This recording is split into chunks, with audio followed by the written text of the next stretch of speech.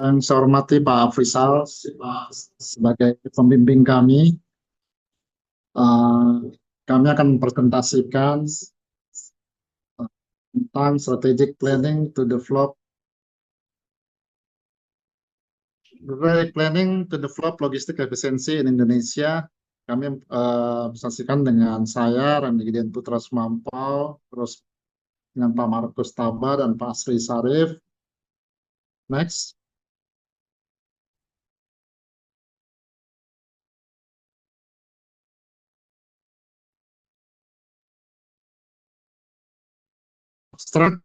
Dasar daripada kami mengambil tema ini untuk efisiensi logistik di Indonesia, sektor logistik Indonesia memiliki peran strategis dalam mendukung pertumbuhan ekonomi nasional dan meningkatkan daya saing dalam perdagangan global. Namun berbagai tantangan seperti tingginya biaya logistik, kesenjangan infrastruktur, integrasi rantai pasok yang belum optimal, serta kompleksitas regulasi masih menjadi penghambat utama. Penelitian ini menganalisis pendekatan perencanaan strategis untuk meningkatkan efisiensi logistik di Indonesia melalui dua tools utama, Competitive Advantage of Nation dan PESTEL. Next. The Competitive Advantage of Nation, aspek itu adalah predictive factor. Predictive factor itu adalah sumber daya yang dimiliki atau kemampuan untuk menggunakannya secara produktif. Untuk Indonesia menghubungkan benua Asia, Afrika, Eropa, dan Amerika. Yang kedua, Indonesia adalah salah satu penghasil komoditas emas, tembaga, coklat, kopi, batu bara, nikel, dan lain-lain terbesar di dunia. Ketiga, memiliki SDM yang berlimpah. Keempat, Indonesia, negara kepulauan, memiliki banyak pelabuhan, bandara, dan gudang. Yang merupakan tidak keuntungan daripada produktif faktor sumber daya kita adalah infrastruktur jalan tol kurang merata di seluruh Indonesia. Kompetensi SDM yang ketiga, Indonesia masih belum mendapat kepercayaan dari dunia internasional. Terus yang kedua, demand. Demand adalah semakin kondisi domestik digambarkan sebagai kondisi permintaan domestik. Keuntungannya pertumbuhan UMKM dan e-commerce serta kebutuhan masyarakat yang meningkat, membutuhkan layanan logistik yang cepat dan efisien. Terus yang kedua, permintaan komunitas Indonesia dari negara lain cukup tinggi. Yang terakhir, Indonesia penduduk terbesar ketiga di dunia, 160 juta kurang lebih. Yang tidak keuntungan disadvantage-nya, integrasi secara operasional dan teknologi antara perusahaan logistik belum maksimal. Permintaan masih terpusat di kota-kota besar. Exporting industri, kekuatan industri pendukung yang mempengaruhi daya saing utama. Keuntungannya banyak perusahaan pendukung seperti jasa pergudangan, teknologi, teknologi tracking, penyedia armada, transportasi, dan lain-lain. Yang kedua, banyaknya perusahaan logistik baru di Indonesia yang bekerja sama dengan industri dan UMKM. Di advantage-nya yang tidak merupakan keuntungan, integrasi secara operasional dan teknologi antara perusahaan logistik belum maksimal. Next. Frame Strategic Structure and Rivalry, yaitu makin ketatnya persaingan dalam negeri. Ada perusahaan logistik baru di Indonesia men-trigger inovasi di bidang logistik. Yang kedua, banyaknya perusahaan logistik membangun teknologi pergudangan WMS, warehouse management system, distribusi TMS, transformasi tracking management system, dan AI. Yang ke disadvantage-nya bukan tidak keuntungan, masih banyak pemain logistik tradisional yang menggunakan cara manual. Kemampuan perusahaan logistik tidak merata, persaingan harga di bidang logistik Indonesia sangat ketat. Yang terakhir, government, aspek pemerintah. Keuntungannya pemerintah Indonesia telah membuat tol laut dan banyak membangun pelabuhan baru di daerah remote, serta integrasi logistik nasional pemerintah Indonesia sudah memfasilitasi digitalisasi izin usaha OSS. Disadvantage tidak merupakan keuntungan, yang merupakan keuntungan. Aturan tiap daerah berbeda terkait rantai pasok di pelabuhan sehingga menghambat efisiensi. Kedua, panjangnya birokrasi perizinan dari pemerintah. Terima kasih. Selanjutnya akan dilanjutkan oleh Pak Asri. Baik, jadi di mind map ini kami membagi menjadi 6 kelompok Pastel Analytics of Logistik Indonesia. Di situ ada politik, ekonomi, sosial, teknologi, instrumental, dan legal. Untuk pembahasannya kami membagi menjadi 2 bagian. Next, sorry. Oke, untuk politik dan ekonomi. Pemerintah untuk di politik, pemerintah mendukung logistik lewat tol laut dan digitalisasi perizinan OSS. Ini tujuannya untuk mempercepat arus barang dan perizinan. Namun ada hambatan birokrasi dan aturan berbeda tiap daerah, mengurangi efisiensi. Terus selanjutnya posisi Indonesia di jalur sutra perdagangan interdesa, peluang besar sebagai hub logistik global. Untuk di Indonesia kaya komoditas seperti emas, tembaga, kopi, batu bara, dan lain-lain. Efeknya adalah permintaan tinggi dari pasar luar negeri. Dan pertumbuhan UMKM dan e-commerce meningkat kebutuhan logistik cepat dan efisien. Tantangannya adalah otomatis persaingan harga ketat dan menekan margin perusahaan logistik. Pada dasarnya adalah pasar tumbuh pesat, tapi margin tipis yang menjadi problem. Untuk di sosial dan teknologi. Di sosial adalah kita mempunyai populasi besar sekitar 260 juta jiwa, pasar logistik sangat luas, SDM berlimpah tapi kualitas pemerataan masih jadi tantangan. Perubahan perilaku konsumsi ke arah digital, dari digital ke manual mendorong pertumbuhan logistik. Selanjutnya banyak startup logistik yang baru memicu inovasi. Jadi pada poin di sini adalah demografi besar, digitalisasi juga ada, peluang tapi kualitas SDM yang perlu ditingkatkan. Next, teknologi dan lingkungan. Untuk perusahaan yang mulai adopsi Warehouse Management System atau WMS dan Transport Management System dan AI. Startup logistik mendorong inovasi meskipun penerapan belum merata.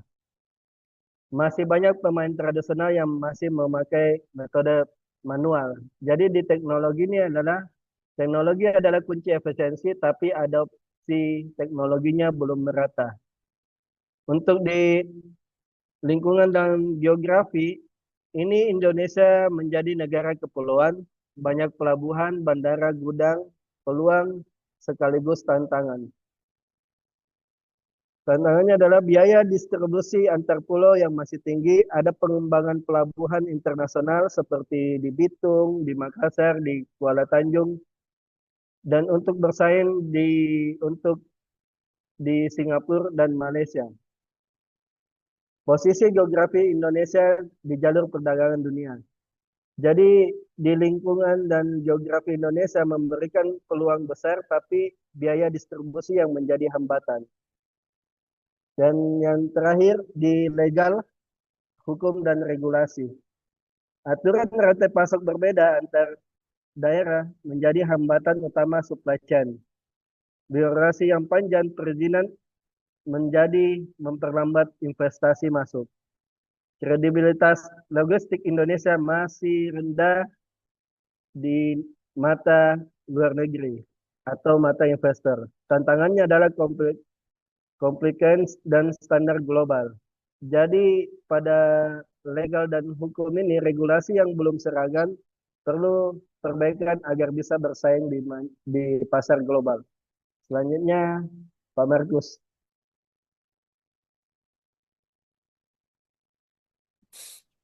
Baik, selanjutnya tadi setelah kita melakukan mapping terhadap identifikasi terhadap fakta PESEL yang ada di industri logistik, selanjutnya kami akan melakukan mapping opportunity dan threatness eh, dan melevelkannya ke dalam high, medium maupun low. Namun sebelumnya kami izin menyampaikan hanya dua fakta dari masing-masing aspek agar video ini dapat memenuhi syarat untuk bisa diupload. Aspek pertama adalah aspek politikal. Em, Fakta pertamanya adalah pemerintah Indonesia telah membuat tol laut dan banyak membangun pelabuhan baru di daerah remote serta integrasi logistik nasional. Em, Fakta ini kami masukkan ke dalam eh, opportunity yang high karena tol laut dan pembangunan pelabuhan baru secara langsung menurunkan biaya logistik, membuka jalur distribusi di daerah terisolasi dan meningkatkan konektivitas nasional. Yang kedua adalah pemerintah Indonesia sudah memfasilitasi digitalisasi izin usaha atau OSS. Ini kami kategorikan sebagai opportunity medium karena OSS mempercepat proses perizinan logistik dan meningkatkan transparansi. eh, Dampaknya besar dan tetapi implementasi belum merata di seluruh Indonesia. Dari sisi aspek ekonomi, Indonesia merupakan jalur sutra perdagangan yang menghubungkan benua Asia dan benua Asia, Afrika, Eropa, dan Amerika. Tentu ini merupakan opportunity dari level high. Alasannya karena geostrategi Indonesia sangat kuat untuk menjadi hub logistik internasional dan memberi potensi besar bagi sebagai pusat distribusi Asia. Yang kedua adalah Indonesia salah satu penghasil komoditas besar di dunia, emas, tembaga, coklat, kopi, batu bara, nikel, dan lain-lain.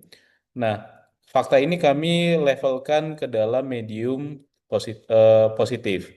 Karena komoditas seperti nikel, batu bara, dan lain-lain itu menciptakan arus logistik yang tinggi, namun sifatnya tergantung pasar global. Dari aspek sosial, penduduk Indonesia terbesar ketiga di dunia, kurang lebih 260 juta. Kami leveling menjadi medium positif karena pasar logistik sangat besar namun urbanisasi dan kepadatan membuat distribusi semakin kompleks. Yang kedua adalah pertumbuhan UMKM dan e-commerce juga memiliki aspek sosial karena perubahan perilaku konsumsi digital kami leveling menjadi medium opportunity. Ini karena perubahan perilaku masyarakat ke digital menciptakan lonjakan permintaan logistik yang juga merupakan salah satu motor pertumbuhan. Dari aspek teknologi, yang pertama adalah banyaknya perusahaan logistik baru di Indonesia yang men-trigger inovasi di bidang logistik. Tentu ini merupakan opportunity yang high karena startup logistik meningkatkan digitalisasi dan efisiensi. Yang kedua, banyaknya perusahaan logistik membangun teknologi pergudangan dan distribusi serta AI. Ini juga merupakan high opportunity. Alasannya karena teknologi memotong biaya, meningkatkan akurasi, dan mempercepat layanan. Dari aspek lingkungan, Indonesia merupakan negara kepulauan, memiliki banyak pelabuhan, bandara, dan gudang. Kami state sebagai positive high dan juga medium negatif. Hal ini karena potensi jalur laut sangat besar, namun biaya distribusi antar pulau masih sangat tinggi. Yang kedua adalah Indonesia berada di jalur sutra perdagangan internasional. Ini juga masuk sebagai opportunity high dan medium negatif. karena potensi menjadi hub logistik dunia, eh, namun kompetisi ketat dengan Singapura dan Malaysia. Dari sisi legal, yang pertama adalah aturan tiap daerah berbeda terkait rantai pasok di pelabuhan. Ini kami kategorikan sebagai high negatif karena regulasi tidak seragam dan menjadi hambatan terbesar supply chain. Yang kedua adalah panjangnya birokrasi perizinan dari pemerintah, dan ini juga merupakan high negatif karena dapat memperlambat operasional, investasi dan pelayanan logistik. Nah, dari hasil mapping level fakta-fakta terkait logistik tersebut, kami coba melakukan formulasi berdasarkan alasan-alasan yang ada. Yang ada 15 alasan ada 15 rekomendasi kebijakan strategis yang kami sampaikan. Yang pertama adalah digitalisasi logistik platform satu pintu yang terintegrasi dengan OSS, Bea Cukai, Karantina, SDP, Pelindo, dan Kemenhub. Yang kedua, membangun International Logistic Hub di pelabuhan strategis yang mencakup poin 2 dan 3 dan 4 itu adalah memperluas kapasitas terminal, mendorong direct call internasional, dan meningkatkan kecepatan dwelling time sesuai standar ASEAN. Yang kelima adalah membangun nasional logistik sebagai platform data supply chain real time. Yang keenam adalah membentuk tim harmonisasi logistik nasional. Yang ketujuh adalah percepatan digitalisasi proses perizinan logistik. Yang kedelapan adalah mendorong industri hilir untuk nilai tambah komoditas ekspor. Yang sembilan adalah menetapkan standar nasional regulasi logistik yang tentunya berujuk pada standar internasional. 10 ada penyediaan pendanaan vokasi logistik di kampus, politeknik, dan lain-lain. Yang ke-11 adalah subsidi akses logistik UMKM di daerah terpencil. Yang ke-12, mempercepat pembangunan pelabuhan baru di wilayah timur. Yang ke-13 adalah penetapan insentif pajak bagi perusahaan logistik UMKM. Yang ke-14 adalah penetapan tarif minimum untuk layanan dasar tracking, last mile, dan pergudangan. Yang terakhir ke-15 adalah pengembangan smart distribution network. Yang ini juga tentunya harus terintegrasi dengan sistem logistik, marketplace, serta fasilitas logistik untuk UMKM digital. Demikian presentasi kami, sekaligus juga memberikan rekomendasi kebijakan strategis untuk logistik yang ada di Indonesia. Semoga hal ini berguna bagi semua kepentingan stakeholder maupun pelaku logistik yang ada di Indonesia. Terima kasih. Yang saya hormati Pak Afrizal sebagai pembimbing kami. Kami akan mempresentasikan tentang strategic planning to develop logistik efisiensi in Indonesia. Kami presentasikan dengan saya, Randy Gideon Putra Sumampau, terus dengan Pak Markus Taba dan Pak Asri Sarif. Next.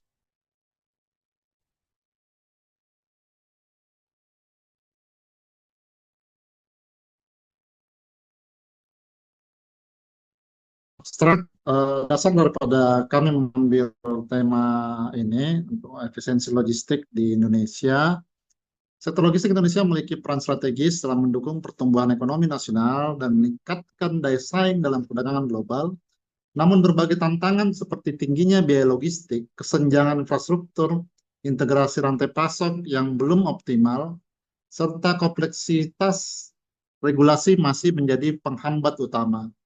Penelitian ini menganalisis pendekatan perencanaan strategis untuk meningkatkan efisiensi logistik di Indonesia melalui dua tools utama, Competitive Advantage of Nation dan PESTEL.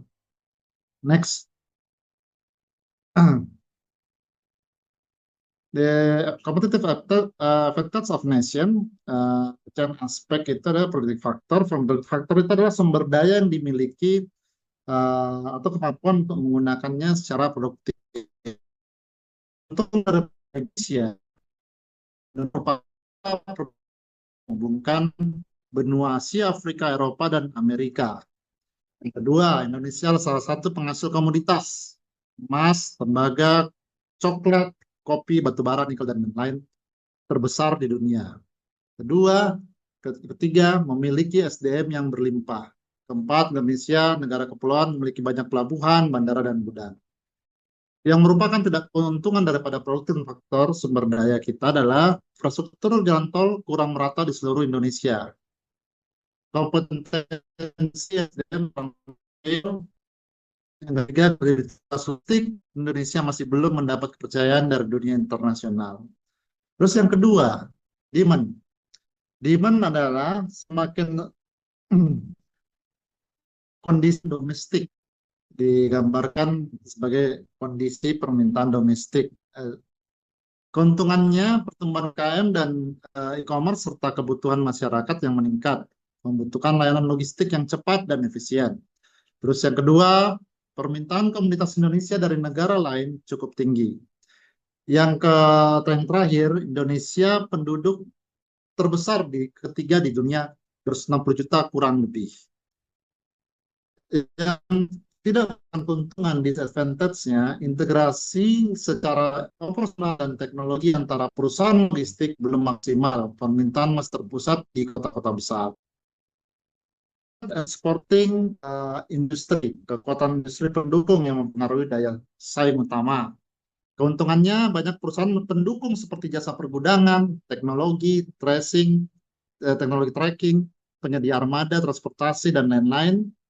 Yang kedua, banyaknya perusahaan logistik baru di Indonesia yang bekerja sama dengan industri dan UMKM. Di advantage-nya yang tidak merupakan keuntungan, integrasi secara operasional dan teknologi antara perusahaan logistik belum maksimal. Next. Frame strategic structure and rivalry, yaitu makin ketatnya persaingan dalam negeri. Ada perusahaan logistik baru di Indonesia men-trigger inovasi di bidang logistik. Yang kedua, banyaknya perusahaan logistik membangun teknologi pergudangan WMS, warehouse management system, distribusi TMS, transformasi tracking management system, dan AI. Yang ke disadvantage-nya bukan tidak keuntungan, masih banyak pemain logistik tradisional yang menggunakan cara manual. Kemampuan perusahaan logistik tidak merata, persaingan harga di bidang logistik Indonesia sangat ketat. Yang terakhir, government, aspek pemerintah.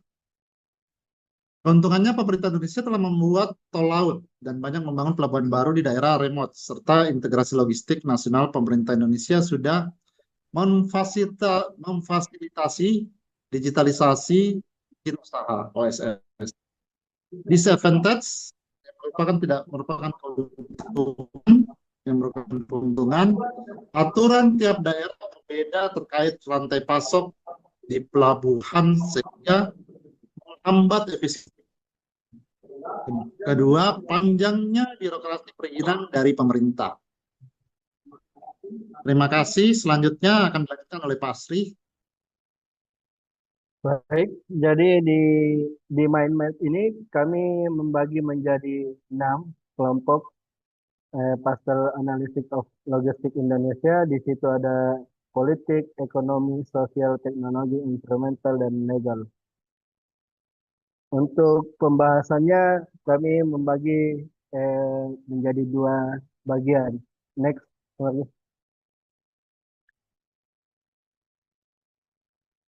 Oke, untuk politik dan ekonomi.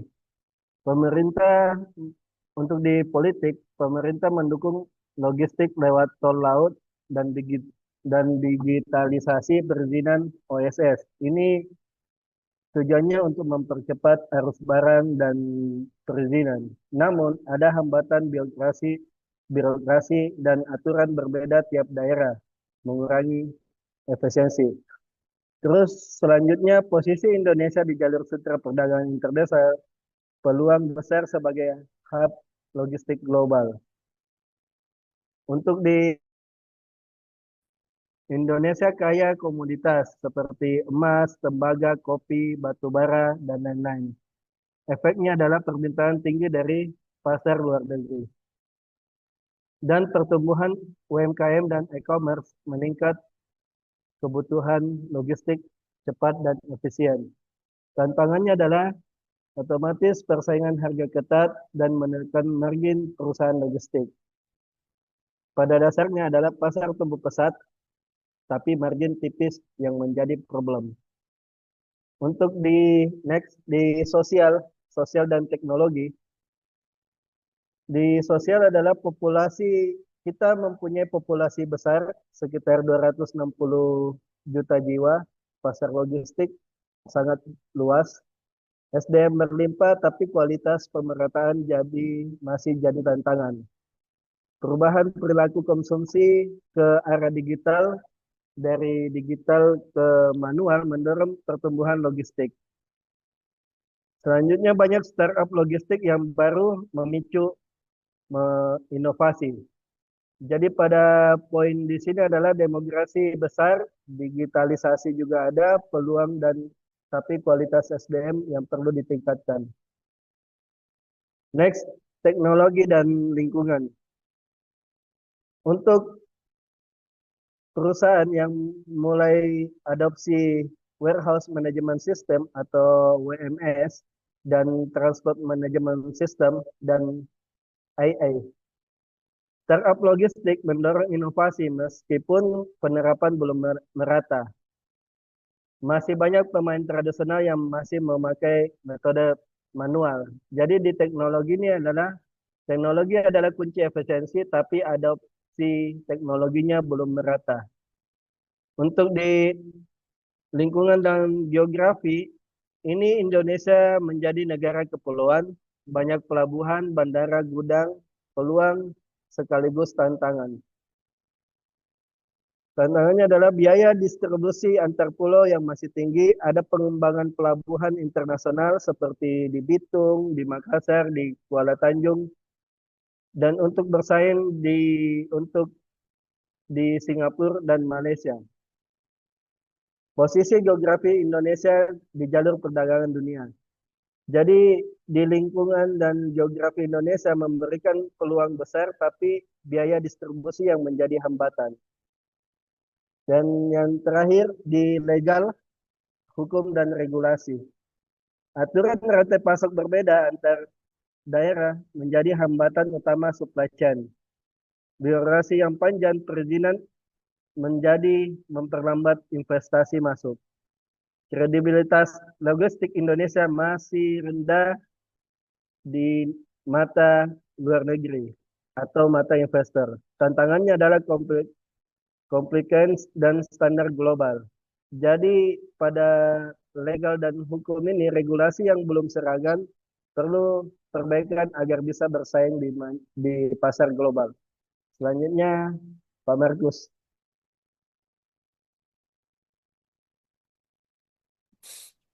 Baik, selanjutnya tadi setelah kita melakukan mapping terhadap identifikasi terhadap fakta PESEL yang ada di industri logistik, selanjutnya kami akan melakukan mapping opportunity dan threatness dan melevelkannya ke dalam high, medium maupun low. Namun sebelumnya kami izin menyampaikan hanya 2 fakta dari masing-masing aspek agar video ini dapat memenuhi syarat untuk bisa diupload. Aspek pertama adalah aspek politikal. Fakta pertamanya adalah pemerintah Indonesia telah membuat tol laut dan banyak membangun pelabuhan baru di daerah remote serta integrasi logistik nasional. Fakta ini kami masukkan ke dalam opportunity yang high karena tol laut dan pembangunan pelabuhan baru secara langsung menurunkan biaya logistik, membuka jalur distribusi di daerah terisolasi dan meningkatkan konektivitas nasional. Yang kedua adalah pemerintah Indonesia sudah memfasilitasi digitalisasi izin usaha atau OSS.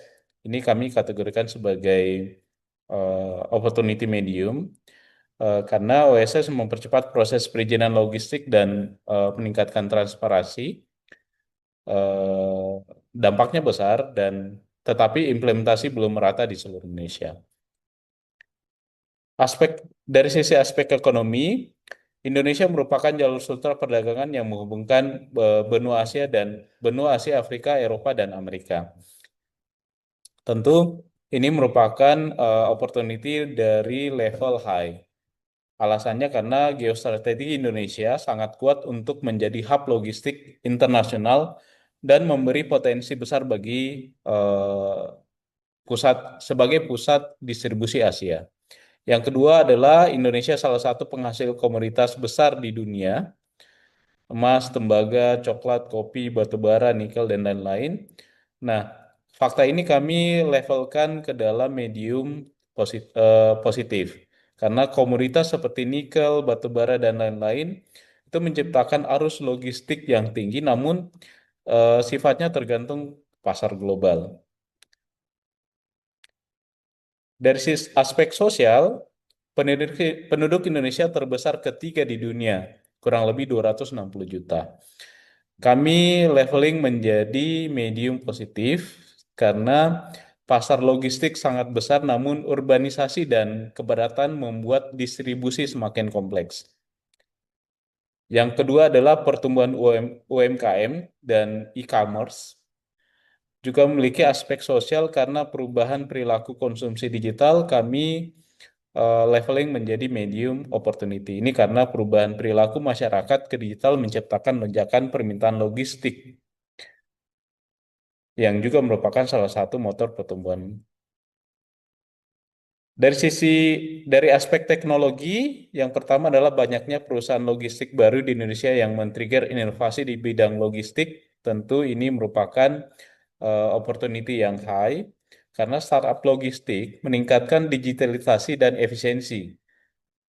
Yang kedua, banyaknya perusahaan logistik membangun teknologi pergudangan dan distribusi serta AI. Ini juga merupakan high opportunity.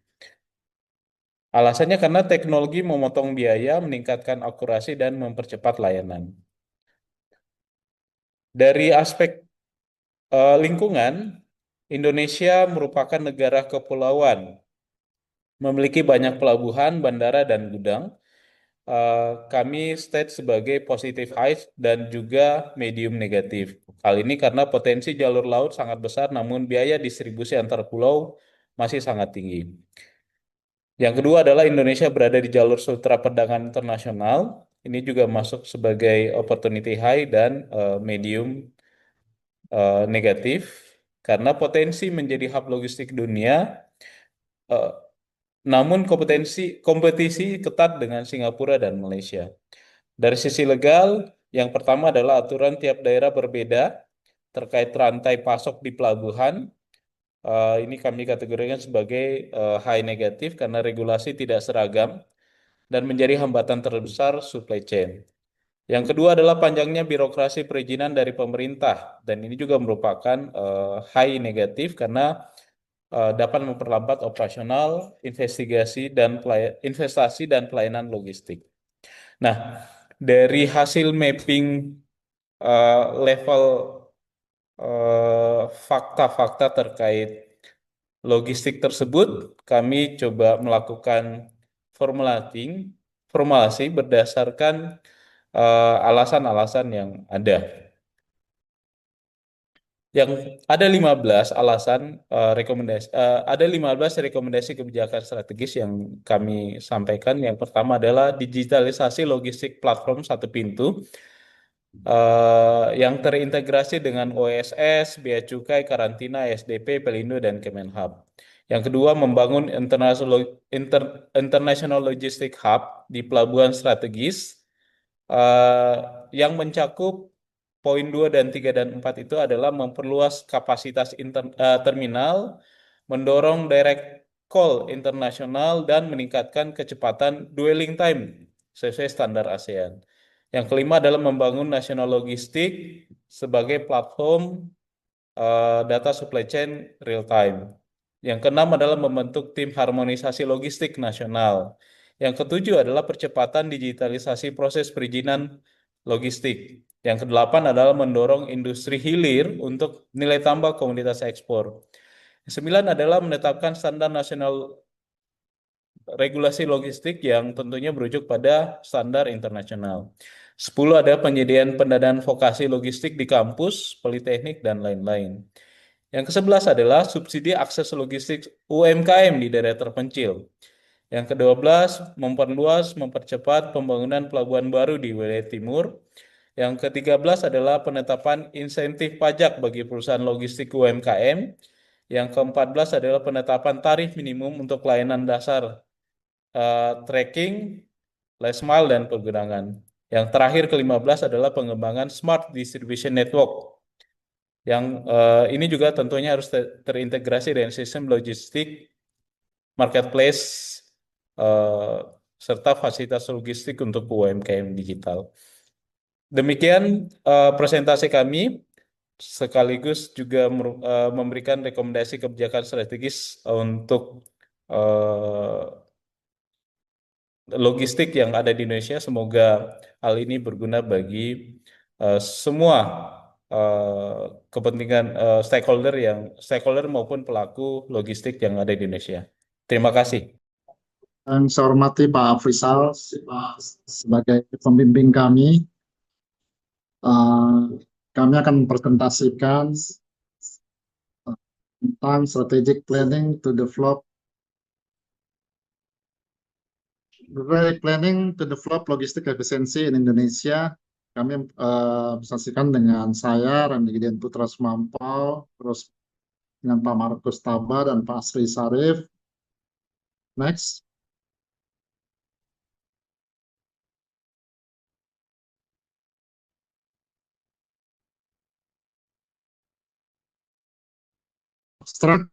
Dasar daripada kami mengambil tema ini untuk efisiensi logistik di Indonesia. Sektor logistik Indonesia memiliki peran strategis dalam mendukung pertumbuhan ekonomi nasional dan meningkatkan daya saing dalam perdagangan global. Namun berbagai tantangan seperti tingginya biaya logistik, kesenjangan infrastruktur, integrasi rantai pasok yang belum optimal, serta kompleksitas regulasi masih menjadi penghambat utama. Penelitian ini menganalisis pendekatan perencanaan strategis untuk meningkatkan efisiensi logistik di Indonesia melalui dua tools utama, Competitive Advantage of Nation dan PESTEL.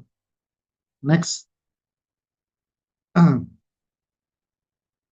The competitive advantage of nation, aspek itu adalah predictive factor. Predictive factor itu adalah sumber daya yang dimiliki atau kemampuan untuk menggunakannya secara produktif.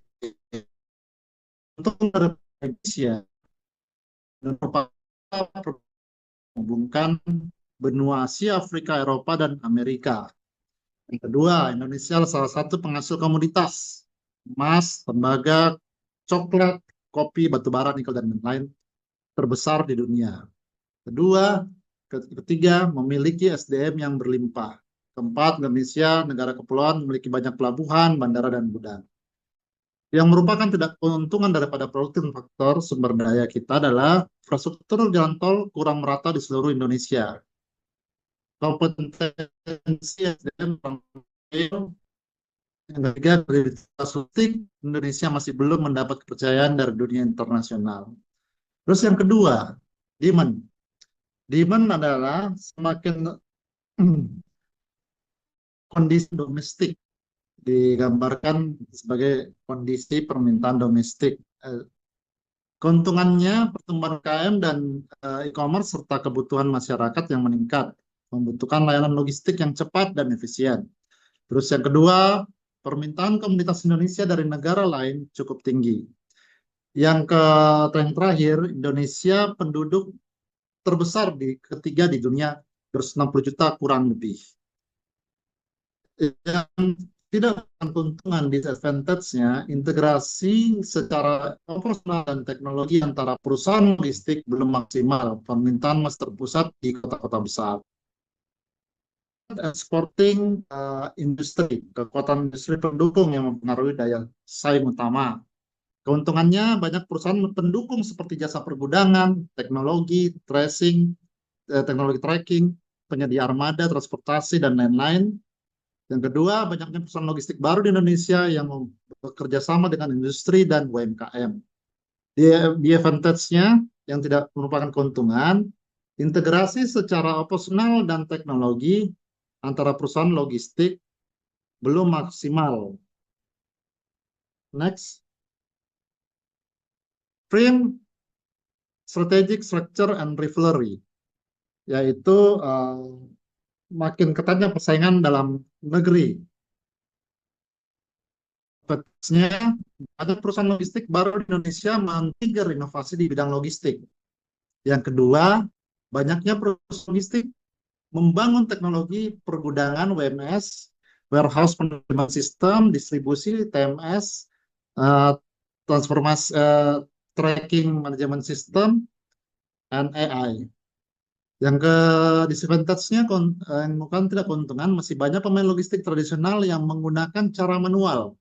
Kemampuan perusahaan logistik tidak merata, persaingan harga di bidang logistik Indonesia sangat ketat.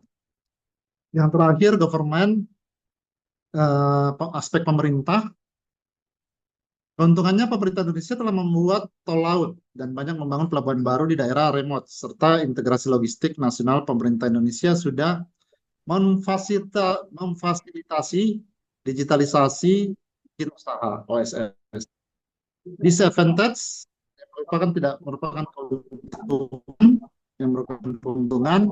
Aturan tiap daerah berbeda terkait rantai pasok di pelabuhan sehingga menghambat efisiensi. Kedua, panjangnya birokrasi perizinan dari pemerintah. Terima kasih. Selanjutnya akan dilanjutkan oleh Pak Asri.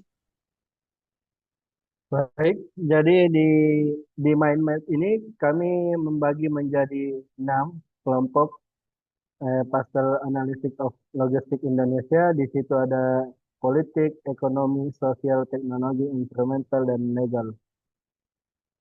Untuk pembahasannya kami membagi menjadi 2 bagian. Next.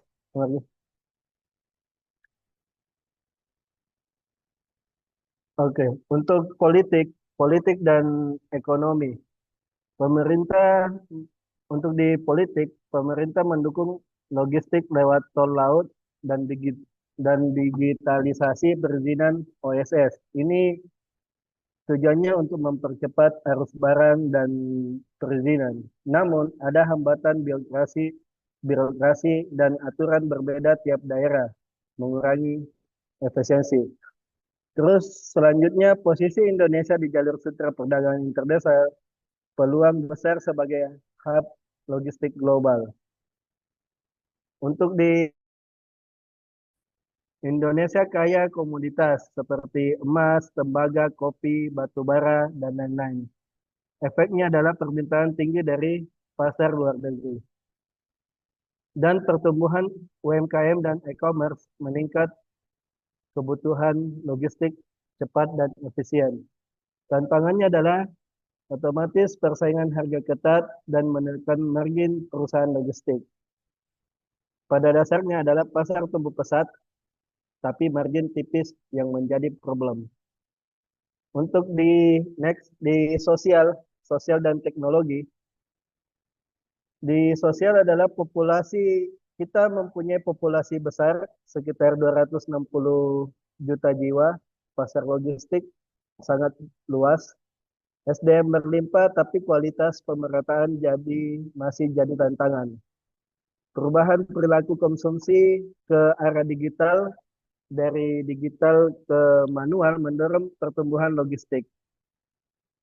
Selanjutnya banyak startup logistik yang baru memicu inovasi. Jadi pada poin di sini adalah demografi besar, digitalisasi juga ada, peluang tapi kualitas SDM yang perlu ditingkatkan. Next, teknologi dan lingkungan. Untuk perusahaan yang mulai adopsi Warehouse Management System atau WMS, dan Transport Management System, dan IA. Startup logistik mendorong inovasi meskipun penerapan belum merata. Masih banyak pemain tradisional yang masih memakai metode manual. Jadi di teknologi adalah kunci efisiensi, tapi adopsi teknologinya belum merata. Untuk di lingkungan dan geografi, ini Indonesia menjadi negara kepulauan, banyak pelabuhan, bandara, gudang, peluang sekaligus tantangan. Tantangannya adalah biaya distribusi antar pulau yang masih tinggi, ada pengembangan pelabuhan internasional seperti di Bitung, di Makassar, di Kuala Tanjung, dan untuk bersaing di Singapura dan Malaysia. Posisi geografi Indonesia di jalur perdagangan dunia. Jadi di lingkungan dan geografi Indonesia memberikan peluang besar, tapi biaya distribusi yang menjadi hambatan. Dan yang terakhir di legal, hukum dan regulasi. Aturan rantai pasok berbeda antar daerah menjadi hambatan utama supply chain. Birokrasi yang panjang perizinan menjadi memperlambat investasi masuk. Kredibilitas logistik Indonesia masih rendah di mata luar negeri atau mata investor. Tantangannya adalah compliance dan standar global. Jadi pada legal dan hukum ini regulasi yang belum seragam perlu perbaikan agar bisa bersaing di pasar global. Selanjutnya Pak Markus.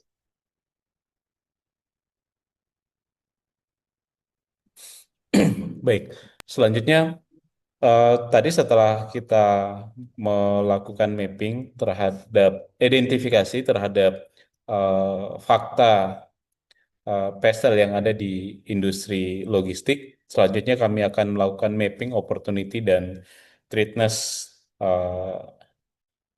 dan melevelkannya ke dalam high, medium maupun low. Namun sebelumnya kami izin menyampaikan hanya 2 fakta dari masing-masing aspek agar video ini dapat memenuhi syarat untuk bisa diupload. Aspek pertama adalah aspek politikal. Fakta pertamanya adalah pemerintah Indonesia telah membuat tol laut dan banyak membangun pelabuhan baru di daerah remote serta integrasi logistik nasional. Fakta ini kami masukkan ke dalam opportunity yang high karena tol laut dan pembangunan pelabuhan baru secara langsung menurunkan biaya logistik, membuka jalur distribusi di daerah terisolasi dan meningkatkan konektivitas nasional. Yang kedua adalah pemerintah Indonesia sudah memfasilitasi digitalisasi izin usaha atau OSS. Ini kami kategorikan sebagai opportunity medium karena OSS mempercepat proses perizinan logistik dan meningkatkan transparansi.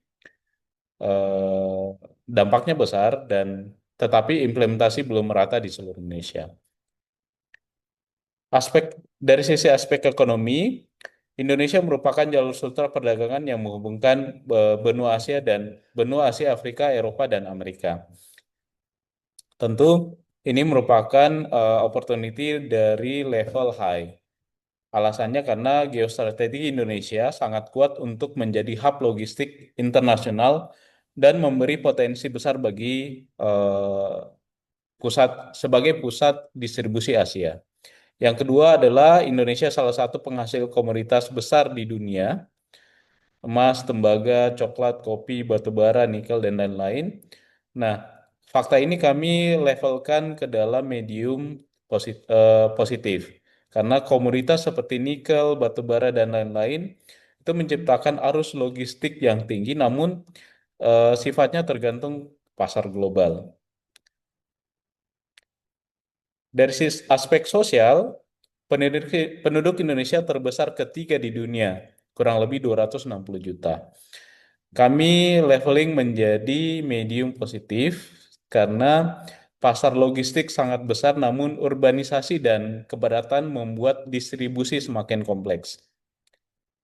Yang kedua adalah pertumbuhan UMKM dan e-commerce juga memiliki aspek sosial karena perubahan perilaku konsumsi digital. Kami leveling menjadi medium opportunity. Ini karena perubahan perilaku masyarakat ke digital menciptakan lonjakan permintaan logistik yang juga merupakan salah satu motor pertumbuhan.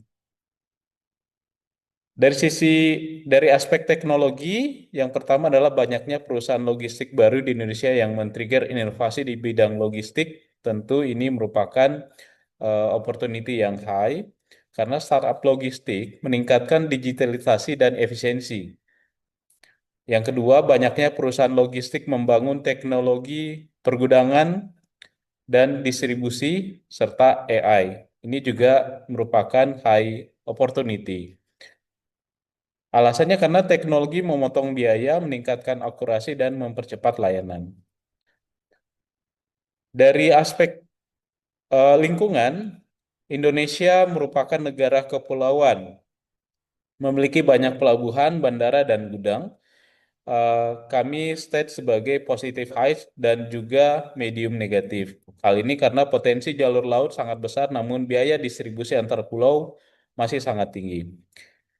Yang kedua adalah Indonesia berada di jalur sutra perdagangan internasional. Ini juga masuk sebagai opportunity high dan medium negatif karena potensi menjadi hub logistik dunia. eh, Namun kompetisi ketat dengan Singapura dan Malaysia. Dari sisi legal, yang pertama adalah aturan tiap daerah berbeda terkait rantai pasok di pelabuhan. Ini kami kategorikan sebagai high negatif karena regulasi tidak seragam dan menjadi hambatan terbesar supply chain. Yang kedua adalah panjangnya birokrasi perizinan dari pemerintah dan ini juga merupakan high negatif karena dapat memperlambat operasional, investasi dan pelayanan logistik. Nah, dari hasil mapping level fakta-fakta terkait logistik tersebut, kami coba melakukan formulasi berdasarkan alasan-alasan yang ada. Yang ada 15 alasan ada 15 rekomendasi kebijakan strategis yang kami sampaikan. Yang pertama adalah digitalisasi logistik platform satu pintu yang terintegrasi dengan OSS, Bea Cukai, Karantina, SDP, Pelindo, dan Kemenhub. Yang kedua, membangun International Logistic Hub di pelabuhan strategis yang mencakup poin 2 dan 3 dan 4 itu adalah memperluas kapasitas terminal, mendorong direct call internasional, dan meningkatkan kecepatan dwelling time sesuai standar ASEAN. Yang kelima adalah membangun nasional logistik sebagai platform data supply chain real time. Yang keenam adalah membentuk tim harmonisasi logistik nasional. Yang ketujuh adalah percepatan digitalisasi proses perizinan logistik. Yang kedelapan adalah mendorong industri hilir untuk nilai tambah komoditas ekspor. Yang sembilan adalah menetapkan standar nasional regulasi logistik yang tentunya berujuk pada standar internasional. 10 ada penyediaan pendanaan vokasi logistik di kampus, politeknik, dan lain-lain. Yang ke-11 adalah subsidi akses logistik UMKM di daerah terpencil. Yang ke-12, mempercepat pembangunan pelabuhan baru di wilayah timur. Yang ke-13 adalah penetapan insentif pajak bagi perusahaan logistik UMKM. Yang ke-14 adalah penetapan tarif minimum untuk layanan dasar tracking, last mile, dan pergudangan. Yang terakhir ke-15 adalah pengembangan smart distribution network. Yang ini juga tentunya harus terintegrasi dengan sistem logistik, marketplace, serta fasilitas logistik untuk UMKM digital.